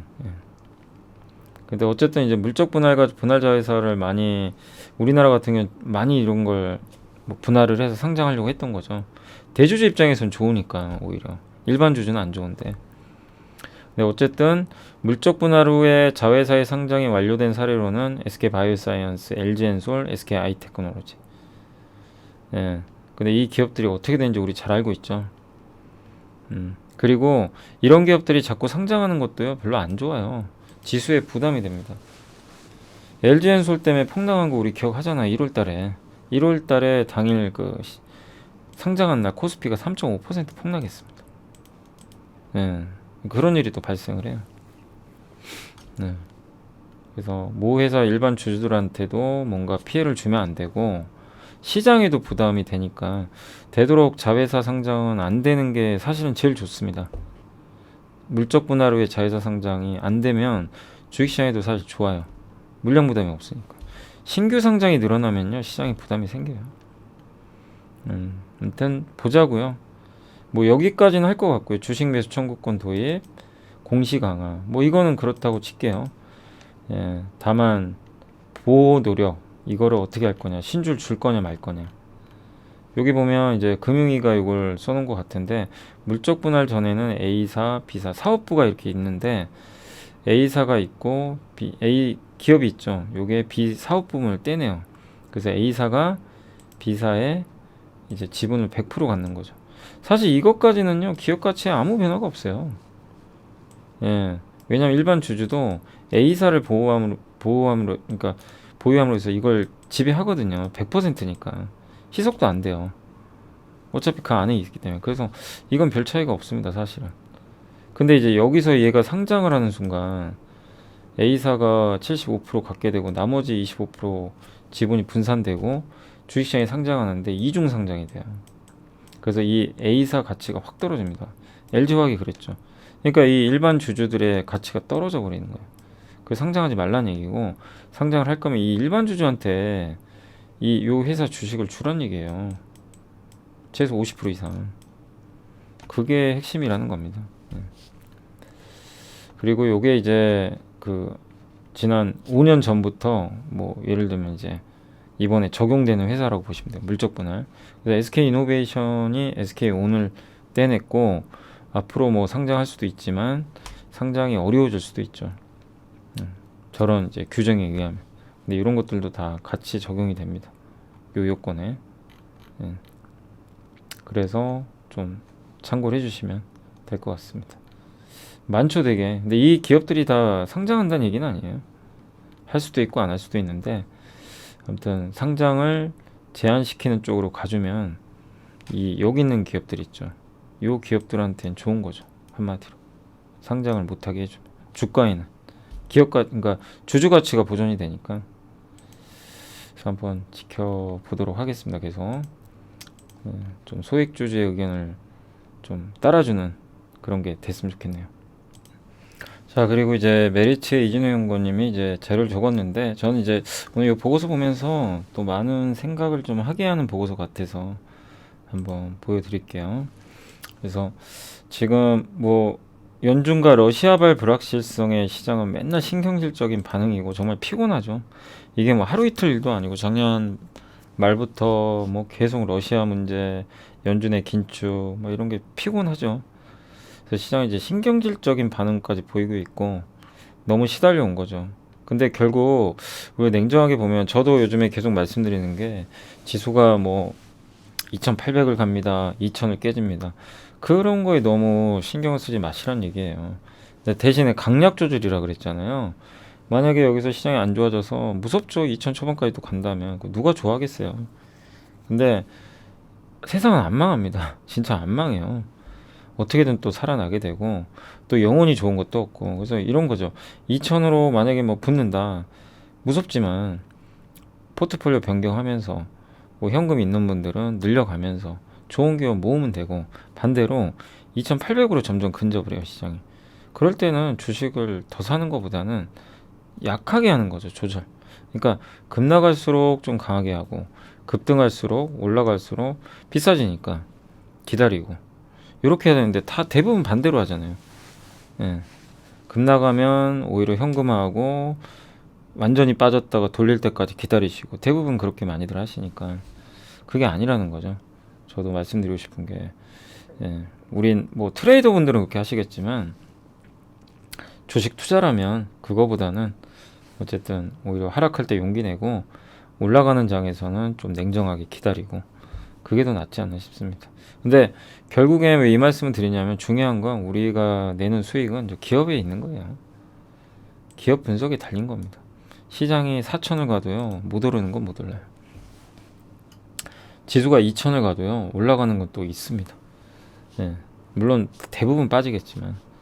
그래서 좋은 환경이 무조건 좋은 그 실적, 기업의 주가로 연결되지는 않고, 너무 매크로 지표에 가몰입하지 말자. 그래서 그 말씀을 드리고 싶고, 7월, 8월은 그게 딱 맞았죠. 매크로 볼 필요가 없었어요. 그냥 완전 종목 장세. 그러니까 스마트폰, 온라인 플랫폼, 전기차. 오늘 보셨죠? 아까 그 VR, AR. 이게 금리랑 뭔 상관이 있습니까, 사실. 이쪽 시장이 커지잖아요. 뭐 사람들의 소비가 좀 줄 수는 있어요. 그래서 속도 늦어질 수 있지만 VR, AR은 앞으로 저는 할 걸로 보고 있고, 자율주행, 태양광 다 하잖아요. 예. 그다음 바이오 신약 개발 안 할 겁니까? 금리 오르니까 이제 안 할래 이건 아니잖아요. 그래서 그런 압도적인 성장을 보이는 섹터들을 잘 찾아서 오히려 이런 매크로 이슈 때문에 안 좋아지면 기회로 삼는 게 가장 좋은 전략인 것 같아요. 단 시간을 보내야 되니까 그게 좀 어려운 거죠. 아무튼 그리고 경제 성장이 높고 낮음이 주가에 어떤 의미를 지니냐? 의미 없다는 겁니다. 저성장일 때도 미국은 주가가 많이 올랐어요. 근데 유럽, 일본은 못 갔죠.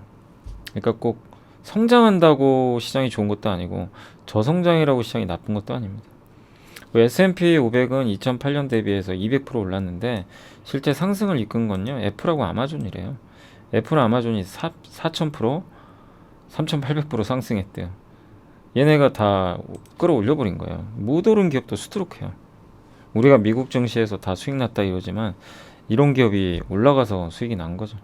한국도 코스피가 금융위기 이후로 42% 상승 이거밖에 안 올랐네요. 참.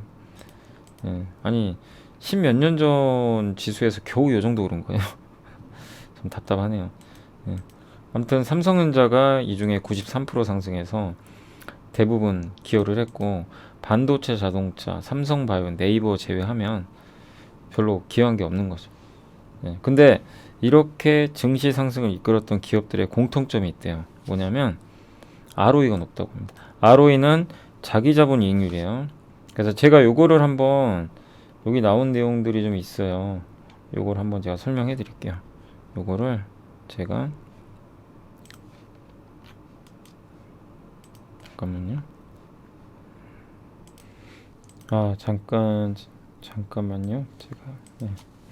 자, 여기 보면 ROE가 뭐냐면은 자기 자본 이익률인 거 많이 아실 거예요. 자기 자본 이익률은 뭐냐면 예를 들어 내가 치킨집 하는데 내가 2억을 들였어요. 내 돈 2억. 어렵지 않습니다. 이거 나중에 또 함께 배우기 시간에 알려드릴게요. 남의 돈, 부채죠. 저게 내 돈이 자본입니다. 내가 한 돈. 이게 주주돈이에요. 주주돈.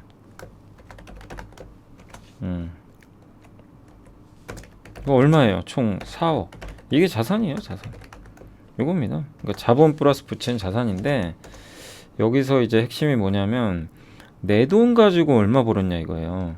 그러니까 만약에 내가 요걸로 해서 치킨집을 했는데 총 4억 가지고 돈을 벌었어요. 1년에 1억 벌었어요. 잘한 거죠 사실. 그러면은 ROE는 얼마예요? ROE는 얼마냐면 내 돈만 가지고 따진 거예요. 1억 나누기 2억입니다. 2억 가지고 1억을 번 거잖아요. 그죠? 이거예요. 그러니까 내 자본 대비해서 얼마 벌었냐? 그럼 얼마죠? ROE가 50%. 엄청난 수익률이죠. 요게 높을수록 주가가 올라가고요. 이 ROE는 PBR하고 연동됩니다. PBR이 높아져요. 이론적으로 ROE가 10%면 보통 그렇게 좀 많이 봐요. 무조건 그런 건 아닙니다. 금리에 따라 달라지는데 ROE 10%에 PBR 1배. 그럼 만약에 저 ROE가 50%면 PBR 5배 되는 거죠. 그러면 자산 가치의 5배나 오를 수가 있는 거죠. 요게 하나 이제 공식인데 요게 ROE예요. 근데 여기서 ROE 구하는 공식 중에 요게 하나 있어요. 그 ROE 구하는 공식이 아까 말씀드렸죠. 순이익이죠. 순이익 나누기 뭐라 그랬죠 제가? 여기 그 자기 자본 자본이죠. 자기 자본이에요 이게. 순자산. 요거를 우리가 이제 ROE라고 합니다. 예. 근데 요거를요 요렇게 또 바꿀 수도 있어요. 여기 좀 헷갈리지 마세요. 그냥 이거는 요렇게 또 공식이 하나 있어요. 이걸 듀퐁 분석이라 그래요. 그냥 이해만 하세요. 예, 나중에 한번 순이익을 매출액으로 나누세요. 곱하기 그럼 매출액이 분모로 가고 여기가 총 자산. 네, 여기다가 그리고 총 자산 나누기 자기 자본, 요렇게 계산이 됩니다. 사실 요거거든요. 요거예요.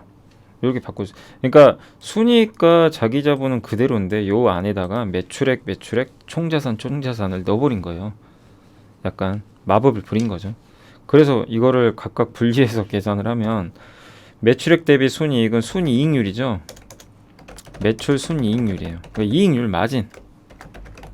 마진이고, 요거 곱하기 뭡니까? 총 자산 대비해서 매출액. 자산 대비해서 매출 얼마 나왔냐? 총 자산 회전율이에요. 효율성 얼마나. 그러니까 예를 들면 이런 거죠. 총 자산 회전율은 뭐냐면, 식당에 갔는데 여러분들이 이게 식당에 테이블도 많잖아요. 식당 테이블 회전율, 장사 잘 되는 집은 회전율이 좋잖아요. 막 계속 끊임없이. 근데 테이블이 막 비어 있고 한 사람이 오래 앉아 있고 이러면 회전이 안 되죠. 그럼 수익성 떨어지겠죠. 요거에다가 저걸 레버리지라고 합니다. 자기 자본, 그러니까 총 자산 중에서, 그러니까 저 자기 자본의 어떤 이제 그 비율이 저게 낮을수록 좋은 거죠. 예, 그래야 ROE가 올라가요. 그러니까 총 자산인데 자기 자본으로 나눈 거. 예, 요게 레버리지죠. 총 자산은 반대로 생각하면 뭐죠? 부채랑 자본 더한 거잖아요. 근데 저거를 자기 자본으로 나눴다는 거는 부채죠, 부채 한마디로. 저걸 레버리지라 그래요, 부채. 아니면 그러니까 요게 어쨌든 이 세 개가 다 올라가야지 ROE가 올라갈 거 아니에요. 이 세 가지, 매출 순이익률, 회전율, 레버리지, 이 세 개가 올라가면요 ROE는 자동으로 올라가게 됩니다. 여기서 마진이 증가하거나 회전율이 좋거나 아니면 레버리지를 많이 쓰거나 이러면 결론이 뭐예요? ROE가 올라가는 거예요. 이 중에서 제일 안 좋은 건 레버리지죠. 빚을 많이 내서 돈을 많이 벌면 물론 뭐 그것도 돈 버는 건데 위험하긴 하니까. 그래서 마진이 증가하거나 회전율, 그러니까 ROE를 이렇게 사실 분석을 해요. 뭐 너무 이렇게까지 알칠 필요 없는데 요 보고서에 나온 내용이 저런 내용이라 제가 한번 미리 좀 그 기초 분석을 해드리기 위해서 알려드린 거고. 그래서 저 레버리지는요 어쨌든 부채가 많거나 아니면 방금 말씀드렸죠, 총 자산을 자기 자본으로 나눈 거죠. 그럼 이게 커지려면, 이 값이 커지려면 어떻게 하면 돼요? 자기 자본이 낮아도 돼요. 자기 자본이 줄어들어도 이 값은 커지죠. 분모가 작아지면, 여기 분모잖아요. 분모가 작아지면 값이 커지는 거 우리 알잖아요. 저 자기 자본이 그럼 만약에 줄어든다는 건 무슨 의미예요? 무슨 의미입니까? 자기 자본을 줄여요. 자사주 소각, 배당이에요. 배당하거나 자사주 소각하면 돼요. 저 자기 자본이 작아져요. 그래서 미국 기업들이 ROE가 높은 거예요. 미국 기업들 애플 같은 경우는 1년에 100조씩 저걸 없애버리잖아요. 그러니까 ROE가 올라가죠. 근데 삼성전자는 저걸 안 하잖아요. 자사주 매입 소각 안 하잖아요. 4년 동안. 애플은 하고 있는데. 이 차이거든요. 그러니까 ROE가 올라가야 전체적으로 주가가 좋았는데, 뭐 이런 건 좋다 이거예요. 뭐 마진 올리고 많이 팔고. 그러니까 요거는 많이 파는 거, 박리담에, 여기는 많이 남기는 거. 근데 요 레버리지는 약간 마법이 필요해요. 재무적인. 그래서 자사주 소각하거나 배당 들고. 근데 우리 한국은 저게 약하니까. 근데 저런 걸 많이 하는 기업은, 그래서 이번에 SK 포스코홀딩스가 저는 칭찬을 해주고 싶은 게 어찌됐건 그걸 한 거예요. 그죠? 예, 그거 했기 때문에. 얼마 전에 W게임즈도 자기 주식 취득, 물론 소각까지 해야죠. 그럼 더 좋지만 어쨌든 그렇게, 그런데 돈을 쓰면 예, 이게 줄어드는 거죠. 그죠? 예. 그래서 요렇게 보시면 돼요. 그래서 ROE를 올리는 방법은 좀 이해가 되시죠? 근데 여기서 적정 PBR이라고 있어요. 이거 하나만 더 할게요. 오늘 좀 영상이 좀 깁니다. 어쩔 수 없이. 적정 PBR이 뭐냐면 요 공식이 있어요. 아, 이것도 좀 너무 어려울 것 같은데 뭐 여기 나온 보고서 내용이니까 알려드려야죠. 자, 뭐 이런 것까지 알아야 되나 싶으시기도 할 거예요. 이게 뭐냐면 ROE-G를 나눈 겁니다. COE-G. ROE는 우리 알죠? G가 뭐냐면 G는 성장률입니다. 기업의 어떤 성장률을 나타내는 거고, COE는 뭐냐면요, 그 코스트 오브 에쿼티라 그래서 이제 그 한마디로 비용이에요. 비용. 어떤 회사가 돈을 벌기 위한 자본 조달 비용입니다. 그러니까 결국 이거 뭐냐면요, 결론적으로는 뭐 최소 요구 수익률이에요. 여러분이 만약에 염승환이라는 사람한테 투자를 해요. 뭐 그냥 예를 든 거예요. 그러면 저한테 바라는 수익률이 있을 거 아니에요. 만약에 나라는 사람한테 투자를 한다. 예, 그럼 이 사람한테 투자했더니 1년에 10% 수익이 날 것 같다. 그럴 수 있고, 아니면 저기 다른 사람한테 투자했더니 저 사람은 8% 정도 기대가 된다. 이게 바로 요구 수익률입니다. 그래서 저 COE는 어떻게 구하냐면요, 국채 3년 만기 국채 금리 있죠. 이것도 정답이 있는 건 아닙니다. 여기다가 위험 프리미엄, 자기가 생각하는 이제 뭐 이거는 정말 고무줄이에요. 예. 근데 제 생각에 여기 물가상승률이라고 해도 될 것 같아요. 그래서 한번 그냥 예를 든 거예요. 3년 만기 국채 금리가 한 3.5 정도 되죠, 지금. 그리고 위험 프리미엄 물가상승률이 얼마죠? 5.5. 이거 더해보세요. 9%입니다. 그러니까 그냥 정확하게 계산할 수는 없어요. 저게 9%입니다. 그럼 자 보세요. 적정 PBR이 ROE잖아요. ROE 저 G는 똑같죠. G 마이너스 COE. COE가 얼마죠? 9잖아요. 9%에서 G를 빼요. 성장률. 예, 요걸 빼는 거거든요. 근데 요 적정 퍼가 커지려면 어떻게 하면 돼요? 답 나왔어요. ROE가 크면 돼요. 요게 올라가면 얘가 예를 들면 10이다. G가 이 정도 되고, 요걸 제가 돌려서 얘기해 볼게요. ROE가 10이고요. G가 이 정도 된다. 자, 9 마이너스 2죠. 그럼 어떻게 돼요? 10이죠. 10 나누기 7이 되는 거죠. 그럼 적정 PBR은 나오겠죠. 1점 몇 배죠? 1점 몇 배 되는 거죠. 예. 근데 ROE가 저 9%보다 낮아요. 예를 들면 뭐 5%밖에 안 돼요. ROE가 5%면 어떻게 돼요?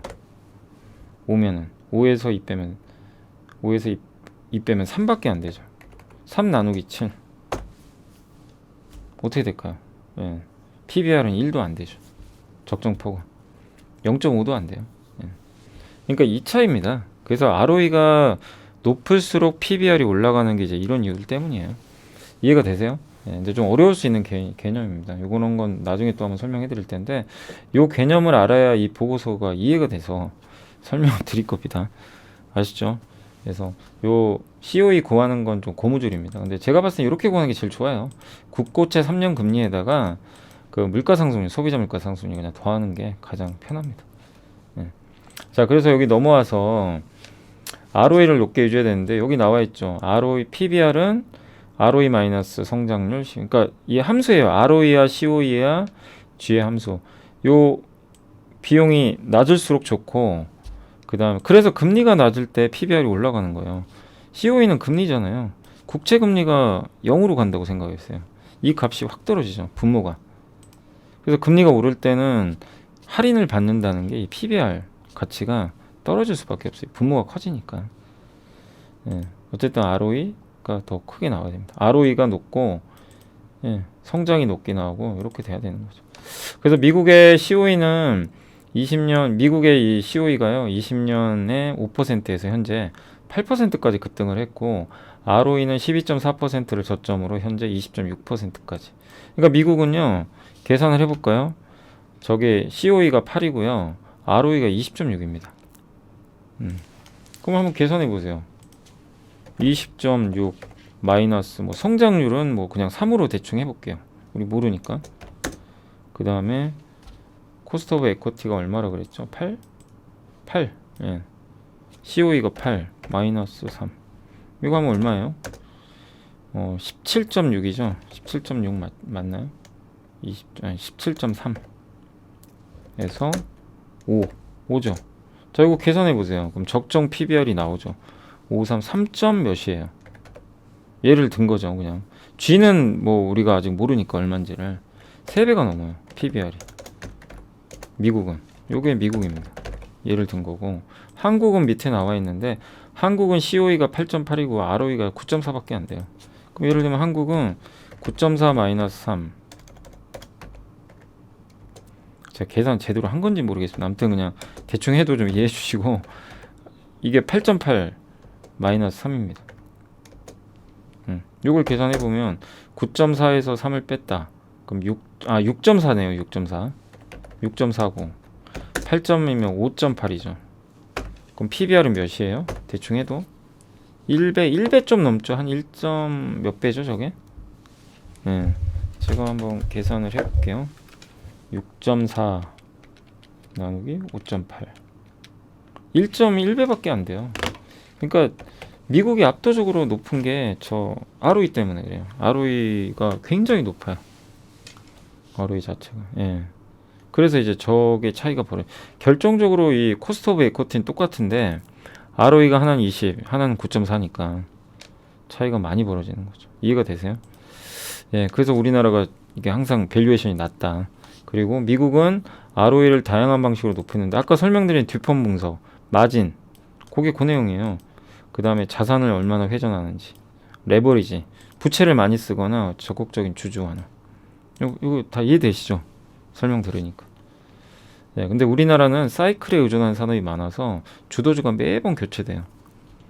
네, 그래서 이제 저런 적정 밸류 하기도 어려운 거죠. 태조 이방원이 어쨌든 유행인데 스토리만 가지면 안 되고 숫자도 증명해라. 그래서 여기 이진우 연구원님이 2차전지 방산을 좋게 보고 있는 것 같습니다. 아니, 그러니까 우위에 있다. 다른 업종보다는. 왜냐, 이쪽은 숫자까지 나오니까. 그래서 주식 투자에서 제일 중요한 건 저걸 극복할 수 있는 높은 ROE 기업을 찾는 거다. 요 내용이고, 아무튼 금융시장의 만성이란 만평인데 오늘 월가는 금리 인하 소식에 상승했다가 이러한 조치가 인플레를 유발할 것이라는 우려에 하락했다가 금리 인하로 경기가 부양될 거라는 기대에 다시 상승했다가 경기가 과열되면 금리를 인상될 거라는 부정적인 전망에 결국 하락 마감했다. 이게 도대체 뭐죠? 이게 말인가요? 막걸리인가요? 예, 이런 것 때문에 빠졌다, 저런 것 때문에. 그러니까 뭐 그냥 갖다 붙이는 거죠. 그걸 좀 이제 만평을 한 거고, 한국의 경제 성장률이 요게 요 막대기 표시거든요. 이렇게 된 거. 요게 낮아요. 저성장입니다. 근데 주식시장은 어쨌든 좋았던 거죠. 예. 그래서 이게 꼭 맞지 않는다는 거죠. 미국도 보세요. 저성장 국면이죠. 여기가 저성장인데 주가지수는 날라갔습니다. 그러니까 꼭 경제가 성장한다고 시장이 좋은 건 아니에요. 그리고 애플, 마소, 아마존, 알파벳 이런 기업들이 뭐 미국의 시장을 이끌었고, 한국은 삼성전자, 삼성바이오, LG화학, 네이버 뭐 이런 기업들의 기여도가, 삼성전자가 제일 기여도가 컸죠. 예. 근데 이 기업들의 공통점이 대부분 ROE가 높았다는 거죠. 예. 그래서 이게 적정 가치는 이렇게 계산을 하고요. 예. 그래서 우리 한국은 근데 주도주가 이렇게 많이 바뀌었어요. 자동차, 차화정 일대, 그다음 필수 소비재, 이제 이때 화장품, 인테리어, 그 다음에 건강관리, 이때 바이오, 반도체, 이랬다가 또 네이버, 카카오, 소프트웨어, 게임, 그리고 이번에 태조 이방원. 그럼 그 다음이 뭐냐 이거죠. 그래서 우리 한국에서는 저런 ROE를 높여줄 수 있는 기업이 나오면 좋아요. 그 가장 좋은 건 삼성전자 같은 기업이 자사주 매입하고 소각하면 돼요. 배당 많이 주고. 그러면 자연스럽게 ROE 올라가서요. 기업의 주당 가치가 바뀌어요. 근데 그걸 안 하잖아요. 그리고 뭐 자꾸 제가 죄송합니다. 이마트나 이런 기업들 좀 자꾸만 예로 드는 게 뭐 가장 좋은 사례 같아서, 현금은 있는데 그 현금을 G마켓 사고 인수했죠. 그럼 어떻게 돼요? 그게 현금을 벌어다 주면 좋은데 현금을 못 벌고 적자나잖아요.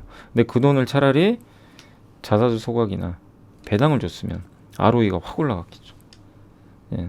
근데 이런 좀 자본 배치, 이런 문제도 좀 일부 있는 건데, 저런 기업들이 이제 만약에 그렇게 자본 배치 잘하고 뭐 자사주 소각이나 주주 환원에 열심인 기업이 나온다면 한국에도 애플, 버크셔 해서웨어 이런 기업들이 나와요.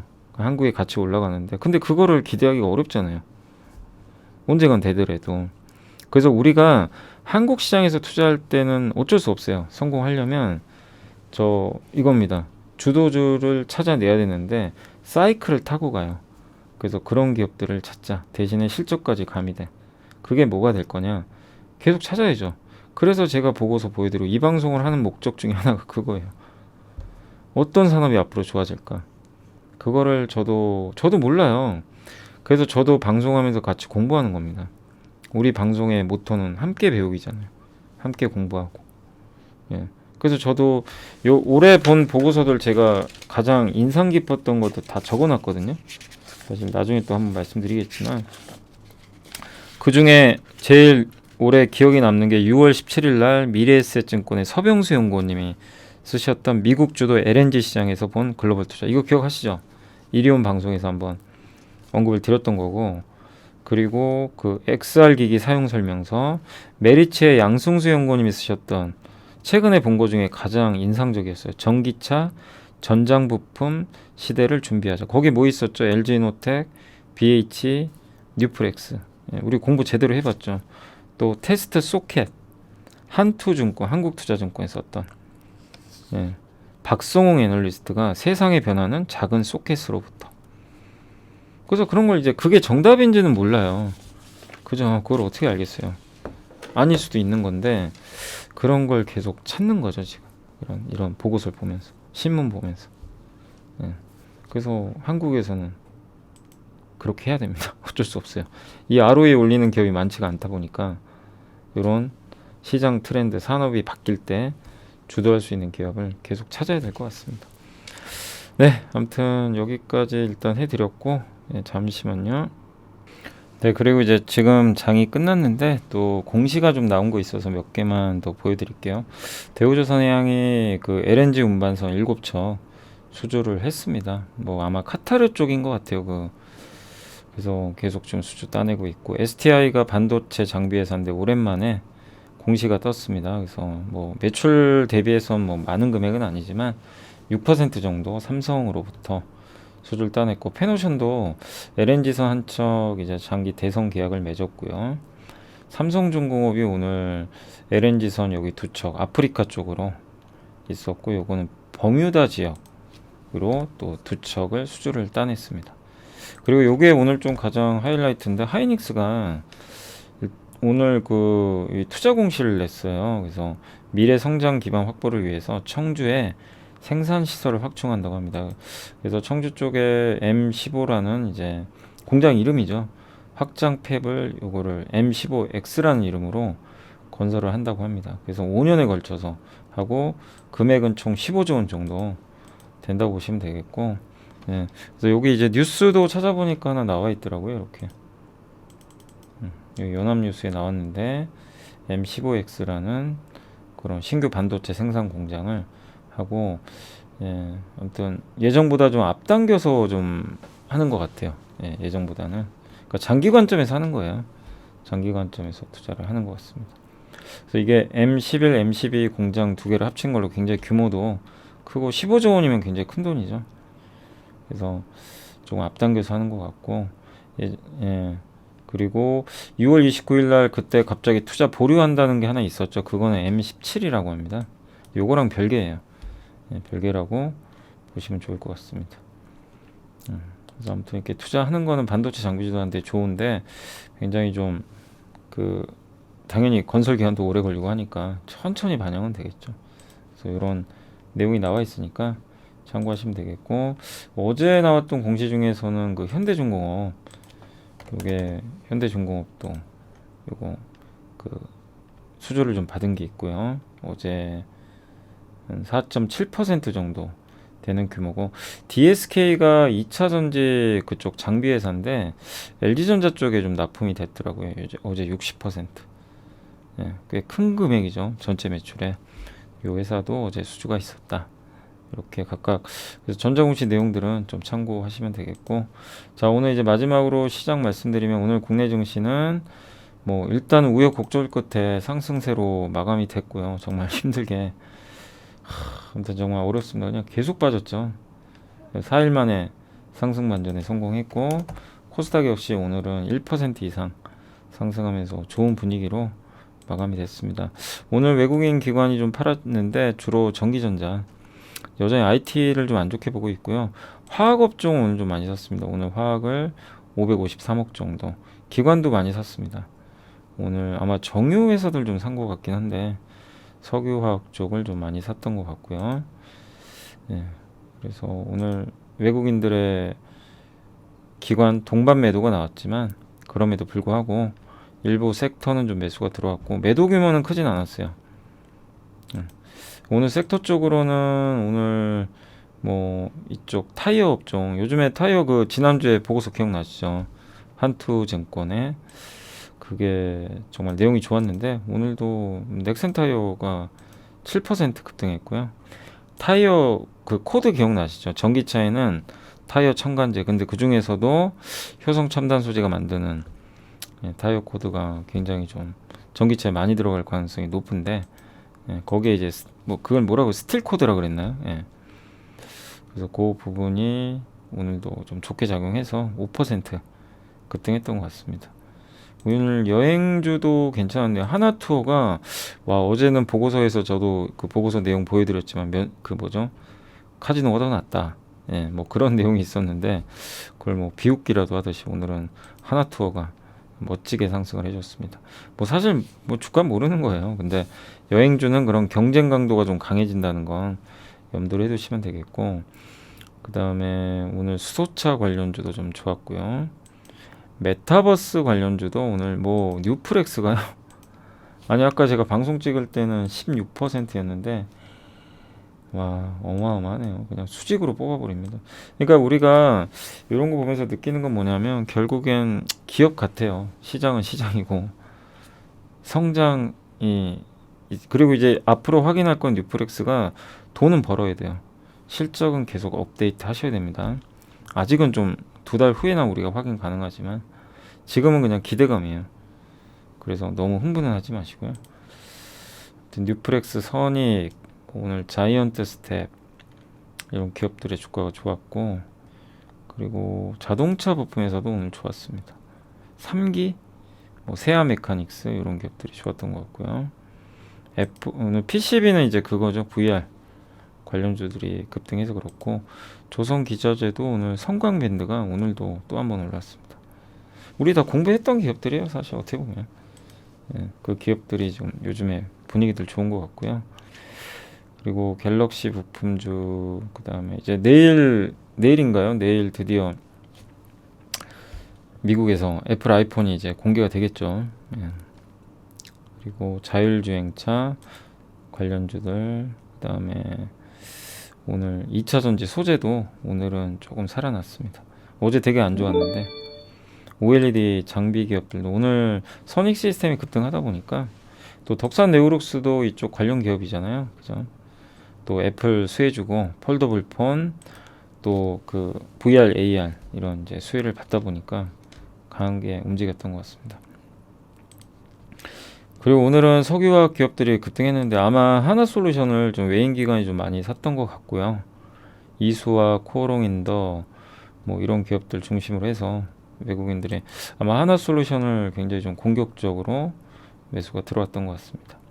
태양광 뭐 대장이죠, 한마디로. 우리가 뭐 태양광도 공부 많이 했던 기업 중에 하나고, 그러니까 우리가 올라가는데 저런 걸 우리가 몰랐던 건 아니죠. 다 공부는 끝내놨던 기업이고요. 레이크 머티리얼즈도 우리 공부했던 기업이죠. 요즘에 얘도 그 두 가지로 가요. 태양광이 하나 있고, 태양광에다가 또 한 가지 더 있는 게 그 이 회사가 원자 증착, 그러니까 ALD라 그러죠. ALD 할 때 하이K 유전 물질, 아마 기억이 나실지 모르겠는데 하이K라고 이제 이 미세 공정으로 가게 되면 전류가 막 누설이 되는 경우가 많은데, 저 하이K 소재를 쓰게 되면 그런 걸 잡아주는 거죠. 이제 그런 걸 하는 회사 중에 하나죠. 그렇게 보시면 되겠습니다. 그리고 잠깐만요. 이게 오늘 임플란트도 좋았고요. 그러니까 공부를 하니까 뭐 다 우리가 어느 정도 좀 이해가 가죠. 왜 가는지. 반도체 장비도 좋았고, 네옴시티 관련주도 오늘 좀 올랐네요. 그래서 이렇게 뜨거웠던 기업들이 많이 있습니다. 광고 쪽도 오늘 좋았던 것 같고요. 반면에 오늘 좀 안 좋았던 건 태풍 수혜주들. 태풍 수혜주들은 이제 태풍이 지나갔기 때문에 이제는 더 이상 뭐 힘을 발휘하기는 어렵고, 폐기물 관련주가 오늘은 그래서 많이 빠졌어요. 그리고 통신주가 좀 방어주였는데 오늘 좀 빠졌고, 비료주가 좀 빠졌고, 반도체는 오늘 좀 DBIT가 어제 올랐다가 빠지면서 좀 안 좋았고, 삼성은 아직까지는 좀 아쉽습니다. 좀 답답하네요. 좀 올라갔으면 좋겠는데, 건설주도 오늘은 조금 일부 부진했고요. 뚜렷한 지금 뭐 건설주도 모멘텀이 없다 보니까 부진했고, 삼성 SDI가 요새 좀 지지부진해요. 왜냐면 삼성이 미국 비중이 좀 낮아요. 대부분 유럽 쪽이니까. 그래서 이제 좀 LG에 비해서는 조금 답답한 것 같습니다. 유럽이 좀 살아나면 또 역으로 삼성이 좋아지겠죠. 보시면 되겠고, 바이오시밀러도 오늘 일부 기업들은 좋았는데 좀 빠진 것도 있고요. 나머지 기업들은 큰 특징은 없었던 것 같습니다. 그리고 시가총액 상위 기업 중에서는 오늘 좀 한번 이제 마지막으로 특징주 점검만 하고 마무리하겠습니다. 시총 큰 거 중에서 오늘 성일하이텍이 또 올라갔고요. LX 일렉트릭도 오늘 급등했고, 하나투어, 타이어, 하나솔루션, 덕산네오룩스, 코오롱인더. 근데 어쨌든 여러분들이 뭐 아직도 손해들이 많이 크시죠. 사실 뭐 작년부터 하신 분들은 당연히 더 손해가 크지만 그런 느낌은 드실 거예요. 이제 이런 기업들을 이제 방송을 보면서 공부하신 분들은 직접 하시거나 지금 머릿속에 다 그림이 그려지시죠. 아, 이 기업은 왜 올라갔고, 지금 하나투어는 뭐 올라간 이유, 뭐 LS 일렉트릭, 성일하이텍, 덕산네오룩스 머릿속에 들어가 있으신다고 저는 생각을 하고 있어요. 오스테임플란트, 덴티움, 우리 다 공부했던 기업들, CS 윈드, LS, 그죠? 예. 그러니까 올라가고 내려가는 그 이유들에 대해선 우리가 어느 정도는 뭐 모르는 기업도 있을 수도 있지만 머릿속에 그림이 그려지고, 오늘 그리고 많이 빠진 기업들은 한진칼은 이제 강성부 펀드가 이제 손을 뗀다고 하더라고요. 그래서 이제 수급으로 빠지는 거고, 하이브는 저번에 BTS 투표 그게 좀 있었는데 지금 국민 여론조사를 했거든요. 온라인으로 했는데 아무튼 BTS는 군대를 가야 된다고 의견을 주신 분이 더 많아요. 과반수가 넘더라고요. 그래서 아마 군대 갈 가능성이 높은 것 같아요. 그렇게 보시면 되겠고, 그래서 좀 빠지는 것 같고, 한국가스공사는 가스주로 좀 많이 올랐다가, 근데 요새 좀 부진한 것 같아요. 그죠? 가스공사, 예, 좀 올랐다가 좀 최근에 그 천연가스 가격이 떨어지면서 주가 부진하고요. 그리고 SK가 조금 아쉽고, 이게 참 자사주 소각을 해도 참 주가가 답답하긴 합니다. 현대중공 오늘 좀 빠졌고요. LG가 좀 빠졌고, 네, LG전자도 일부 밀렸고. 근데 아직은 뭐 지수가 2400 초반이다 보니까 업종별로 힙이 엇갈리는데, 아무튼 어떤 모멘텀을 받으면 종목들은 굉장히 급하게 움직이고, 못 받으면 지지부진하고, 또 수급 이슈도 있어요. 막 이렇게 파는 기업들은 못 가니까 그런 것들이 좀 겹치면서 주식시장 아무튼 좀 오늘은 뭐 지수보다는 종목 장세였다라고 생각해 주시면 될 것 같습니다. 자, 오늘 이제 긴 시간, 오늘 좀 오래 걸린 이유가 제가 아까 ROE하고 COE 요거 좀 설명 좀 해드리느라고 조금 오래 걸렸는데, 아무튼 그런 내용도 알아두시면 좋아요. 우리가 투자를 뭐 오늘 뭐 보고 단타할 것도 아니고, 예, 투자할 때 어떤 마인드로 해야 되는지, 뭐가 중요한지 그런 것도 중요한 거니까. 그리고 계속 좀 의미 있는 보고서들은 제가 읽어보고 늦게라도 계속 소개를 해드릴게요. 제가 올해 보고서 보여드린 것 중에서 제일 잘한 건 일단 두 개는 잘한 것 같아요. 지금 현재까지는 그 LNG 보고서, 미래에셋, 그리고 메리츠 증권의 양승수 연구원님 보고서는 참 구하기가 정말 힘들었거든요. 네, 왜냐면 그 이제 메리츠, 그러니까 이 원본 구하기가 되게 힘들더라고요. 여기 뭐 와이즈 리포트 이런 데도 없어요. 그래서 읽어보고 제가 공유하기도 좀 그래가지고 제가 말로만 설명드렸죠. 그때, 예, 말로는 다 설명을 해드렸고, 네, 근데 그런 것들이 또 좀 최근에 의미 있게 좀 주가들이 움직여서 공부한 좀 보람은 있는 것 같습니다. 그래서 계속 그렇게 좀 뭔가 인사이트가 있는 그런 보고서들은 제가 어떻게든 다 읽어가지고 소개는 해드리도록 하겠습니다. 근데 그 다음은 여러분이 하셔야 돼요. 그 다음의 몫은 여러분이 분석하시고 기업 분석하시고는 하셔야 될 것 같습니다. 자, 아무튼 오늘 고생하셨고 저는 또 내일 이 시간에 찾아뵙겠습니다. 아무튼 오늘 고생하셨고 내일 뵐게요. 내일은 오전 10시에 그 라이브로 찾아뵙겠습니다. 감사합니다.